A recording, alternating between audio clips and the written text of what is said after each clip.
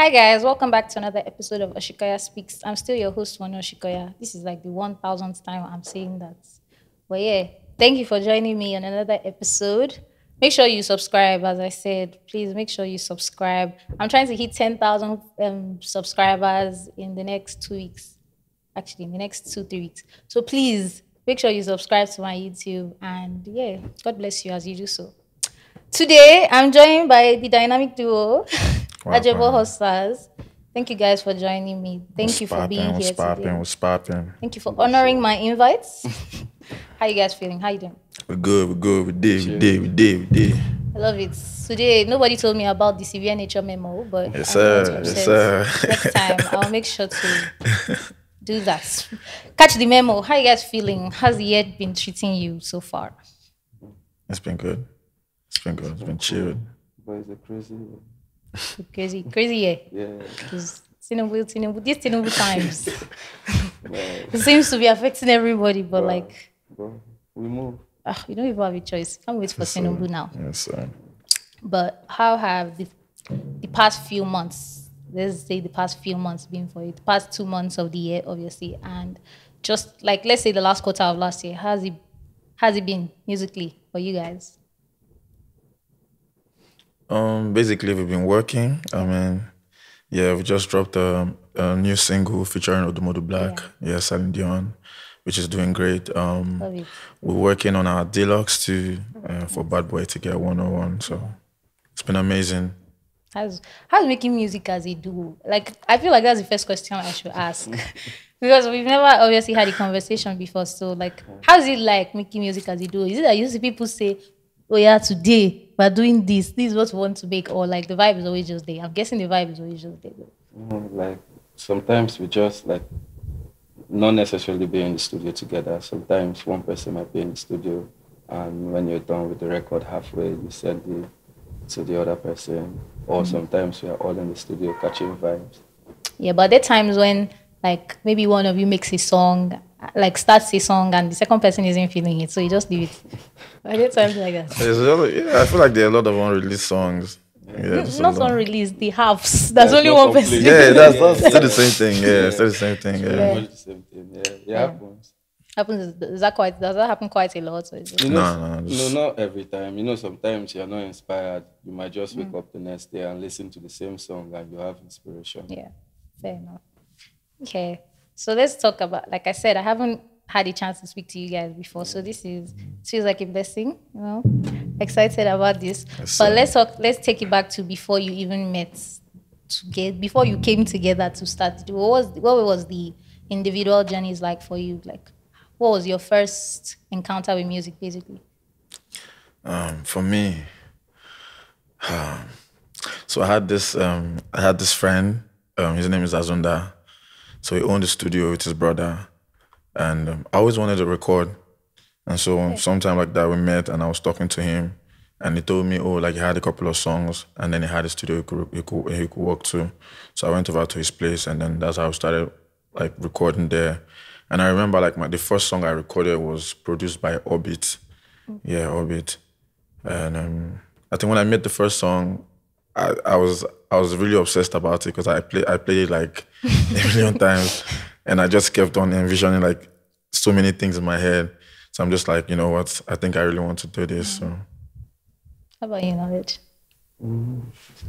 So I started off like rapping in social gatherings in secondary school.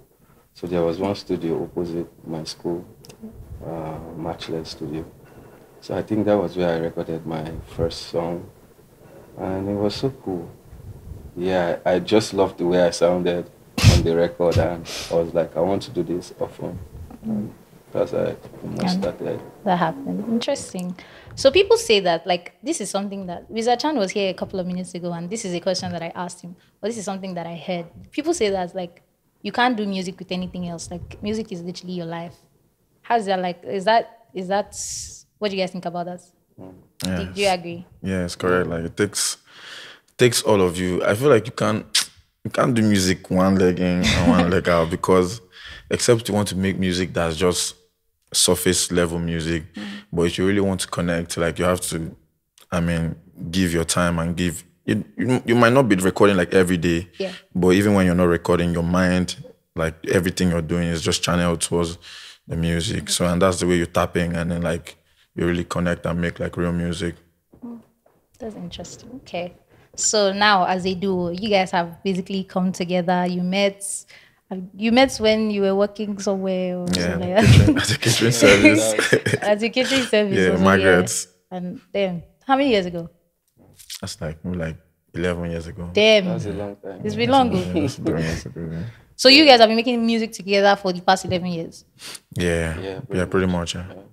That's interesting. So coming together now, you guys have come together now. You're about to start making music together. I'm talking about basically 11 years ago when you guys came together. What would you say that like you basically saw in each other and you knew that, okay, yeah, we need to do this together? So when we drop our individual songs, then Oh, you released this song. we had individual songs then. So people were feeling it, but we noticed that anytime we are on a record together, like the energy, the comments are going crazy. So it was more like people were saying that you guys are compatible. Or I think if you guys come as a group, as a duo, that you guys would like be really big. So Inside them. we thought about it, and How much did that take from you, so, to come together? Because I feel like that's a lot. A lot of people don't really like basically sharing blessings. Yeah. So, but coming together is actually makes you stronger, obviously. Yeah. Right. So Takes a lot of discipline too. So interesting. Now mention that you say that. Yeah, What do you mean by that? I mean, I understand. yeah, like I feel like for you to be in a group, or like you have to be a little bit selfless. Like you get like able to share, because like you're sharing the same stage, you're sharing the same records. Like you get me. So Fair enough. So what was growing up like for you? What was growing up like for you guys? Did you guys grow up in Port Harcourt? yeah. Both of you. yeah. So what was growing up in Port Harcourt like? Growing up in Port Harcourt is crazy. You have to like be street smart, because if you're not street smart, the next boy might just chance you up then. So you have to shine your eye, and it just makes you stay grounded. Like especially when you come from an average home, you just understand that more. I have to take every opportunity, every chances that's given to me. So yeah. What was it like for you? I mean, you have different experiences. For sure. Yeah. Well, I grew up in PH, and I grew up in Diob. That's like one of the most like roughest part of Port Harcourt. Are you serious? Yeah. You don't want to come to Diob. I don't. Yeah, I grew up in Diob, and it was really rough there. Like it was really rough growing up in Diob. You just had to be street smart to survive there. Like every day is like new drama, Chaos. new movie. Yeah. But I guess it's part of the reasons why you're here today. Yeah, It makes you exactly. tough, makes you stronger. Yes, sir. Although I don't want to go there, though. I don't want to find out. I know that like Port Harcourt has a lot of slangs, and you guys obviously incorporate that into your music. Things like ghost lifestyle. So what does that mean? And because I'm guessing it's a lifestyle, and kata music, and a lot of crazy stuff that you say. Where did all these things come from? Obviously. Goose is something we normally say on our record. Yeah. So we figured out that a lot of people, like the people that listen to our music, they keep saying it. So we just created a community for that, like the Goose lifestyle. So anybody that listens to Ajebo Hustlers, that is a fan of Ajebo Hustlers, is living the Goose lifestyle. Yeah, but what does it mean? I also want to live a close lifestyle. It's an outboard. Those The way we talk, movement, the way we communicate, So it's the now- lifestyle. Yes, Interesting. And kata music. yes, sir. What's that's that? Our type of sound, Yeah. because it contains hip hop, A lot of genre, like just a lot. high life, different things, kata. Versatile like that. You can do anything. Interesting. Yeah. So just bring So bring when you different don't things. add plenty things, you guys say it's too much kata like trouble. That's very, very, very understandable. And your music, like I would say, is very, very, very inspiring. Like there's a lot of storytelling. There's a lot of, I want to say encouragement, because there's some sort of just using your stories to encourage people and just help people understand? What is basically like the most important parts? Because again, there's two of you. So what is one thing that both of you know that you have to bring to a song when you're trying to communicate with your audience? I think it's just, I don't know, like, I feel like when we make music, we really do not overthink it. Like, like we're never thinking, oh, like we want to, or reach out to these people or do this or do that. Like every time we go into the studio is just striking out. You get me? Like laying down ideas and like just working. Basically, we don't overthink it. We don't try to be extra. You get me? Like whenever it clicks, like it clicks. Like times when the record goes off, it goes off. So okay. And Port Harcourt has become a hotspot. Literally, some of the hottest artists, like I said, Visa Chan was here a few hours ago. Like some of the hottest artists are coming out of that place. What do you envision for Port Harcourt in the next? Let me give it 2 years. In the next 2 years. I mean, in terms of music, of course. Yeah, I think at the entertainment side, like the artists, the people coming out are giving the place more visibility. So I think a few years from now, there'll be more investors looking for artists over there to sign. Yeah, but do you think there's like, in terms of diversity in the music, what do you think about that? Because every single artist that has come out has been different. Like there's a different style. Every time you think, okay, you've seen something, there's something else, and it's coming out from the same place. yeah. So like, who are some of the people that you listen to? Let's even start with that from there. Let's even start with like underground artists. Underground artists. From Port Harcourt. There's this guy, Hotspot. That's his name. He's a rapper. Interesting. Yeah, he's very dope. Yeah, there's Kemal too. Kemal is from Port Harcourt. Yes. November. Yeah, November too. He's from Port Harcourt as well. Yeah. So there's just a lot. There's a lot coming out. Different styles, different people. Yes, different pattern. So what's sort of like the most challenging part about being a duo? Yeah. There's no challenges for me. Like I see everything as a journey. You get like, I just see it as so it's supposed to be. That's how it's supposed to be. We just find it. No matter how bad it is, we'll just find the best way we can get it going. Yeah, but I'm sure there are obviously like some sort of, back and forth. But obviously you guys have gotten to a point where you have like a certain understanding. Yeah. And like things just work. Like you know that okay, this song is not done, this one is done, and you just put that together. So yeah, who are some people that you basically draw inspiration from in terms of the music, in terms of the lifestyle, the post lifestyle? Not based on lifestyle, but I just think like musically. Yeah. Like musically, the person I really connect with, and I've always connected with, is Burna. Because I think he's like one of the few artists that really has depth.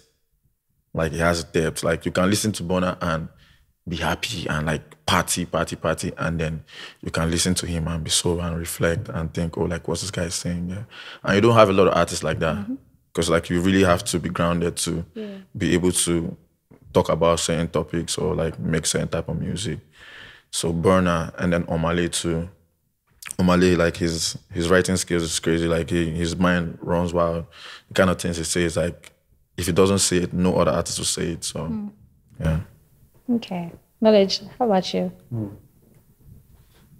Nigerian artists. I mean, just generally. I listen to a lot of Jay-Z. A lot. Cassidy, Fabulous. Then sometimes I listen to Duncan Mighty because it's just crazy because he says a whole lot of things and I connect to his music. The cultural sound is different. Yeah. Nice. And you guys, your music basically sends like always, in fact, let me say that, it's always sending some sort of strong messages and, like I said, just encouraging people. How important is storytelling to you? Would you say like storytelling is a very important part of it? Yeah, it sticks. Yeah, it sticks. I feel like a lot of times, like when there's like, because the market is saturated, like there's a lot of like music out there. Yeah. So if your song comes up and then there's really nothing relatable, so it just goes like you just play it and then it just goes. They don't remember, and that's why I never really, even if if it eventually has to blow up, like you have to push and push and push and push. But when there's a story, it's like there's something like the audience they relate to. So like whenever they listen to a song, even when they are having a shower or do something, like it just plays in their subconscious, and that's how the song sticks with them. So me personally, like I like when we make songs and we have like a direction, like the way we did Loyalty, like Barrow. Yeah. You know what I mean? Yeah. And were there some things that you hoped to do with your music that you're already doing? I did everything I want. Everything. What a flex. What a flex. I love it. So your EP is coming, basically. I mean, Sarah, we can speak about it. So your EP is coming very soon. Can you talk to me about like the process, the creative process, and just what it was like? What it's been like working on this? How long have you guys been working on this? Not too long ago. It's pretty much like some of the songs we got our friends on it. Like we have Zlatan and Black Bones. Okay. We have King Promise. We have Sakudi. We have Rebel. We have a lot of people. Yeah, Magic's on it too. Magic's as well. Nice. Yeah. What's the process like? What has been the process like? Yeah, it's more about like we're just trying to be informative, bad boy etiquette, educate the youth in as much as we give them vibes, make them still just give them OT. Yeah. Is there a theme around the project? Is there anything that you're working on around the project? Yeah, it's called Continuous Assessments, the theme of bad boy etiquette 1 and 2. Yeah. Okay, I'm excited. When is it coming? Sometime soon though. In a bit, yeah. In a bit. In March.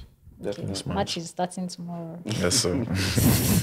So, what's the rest of the year looking like for you? More releases, and we're working towards a show too. Okay. Yeah, a line show in our city, Port Harcourt too. Yeah. Nice. I haven't done a show. Me to PH Yeah, we haven't done a show in our city like in years, so. You haven't done a show there at all? Our personal concern, and that's something we really like to do. Like, a post lifestyle fest type thing. Call like our core fans and everyone to have. It should actually be called Post Lifestyle Festival or something like that. Make sure to infuse the lifestyle. All right. Okay. So, thank you guys for joining me today. Thank you for making time to come on the show. Hopefully, we bring you back after the EP, sometime after the EP. Yes, sir. Continue the conversation from there. Yes, sir. Yeah. Thank you. All right. Thank you guys for joining me on another episode of Osikoya Speaks, and I'll see you guys next week. Make sure you subscribe, like, share, all those important things. Please tell them to subscribe, like, and share. Subscribe, like, and share. Post, comment. You see? Everything. All right, guys. Take care. Bye.